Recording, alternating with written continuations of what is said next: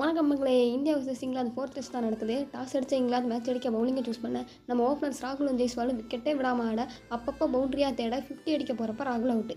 அடுத்து வந்த சாய் பேய் மாதிரி ஆட 50 அடித்த கையோட ஜெய்ஸ்வாலை தூக்கிட்டாங்க. அடுத்து வந்த கில்லோ ஸ்ட்ரோக்கு கிட்ட காலி. முடிஞ்சதுடா சோழின்னு நினைக்கிறது உள்ள சாய் வெளியில் ஆடுற நேரமாக பார்த்து பந்த் இன்ச்சுரியாக்கி வெளியில் போக ஜடேஜாவும் தாகூரும் தான் டீமை தூக்க போகிறாங்கன்னு பார்த்தா ஆகலை.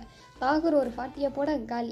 வலியோட பந்து வந்து ஆட 50 அடித்து அடுத்தடுத்து வந்தவங்க ஸ்ட்ரோக்ஸுக்கிட்ட உடனே காலியாக இந்தியா 358க்கெல்லாம் அவுட். உசுர கொடுத்து பவுலிங் போட்ட ஸ்ட்ரோக்ஸுக்கு 5 விக்கெட் ஆளு.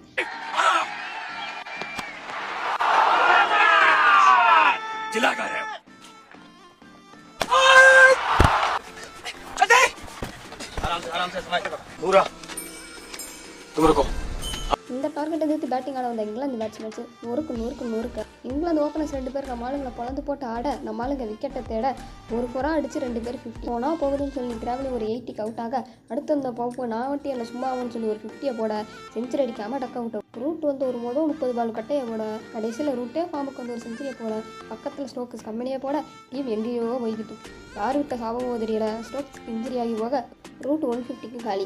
அடுத்து யாரும் ஒழுங்காக ஆடாமல் சொதப்புன்னு சொல்லிட்டு இந்தியன் பவுலர்ஸ் எல்லாம் ஹேப்பில் குதிக்க திடீர்னு இன்ஜுரியில் போன ஸ்ட்ரோக்ஸ் செஞ்சுரியை போடுவேன்னு சொல்லிட்டு உள்ள வர 50 அதோட செகண்ட் டே முடிஞ்சிருச்சு. அடுத்த நாள் ஸ்ட்ரோக்ஸ் கையோட ஒரு செஞ்சுரியை போட மலை மாதிரி இருக்க டார்கெட் எதிர்த்தாண்ட இந்திய அணி ஓப்பனிங்லேயே 2 விக்கெட் அவுட்.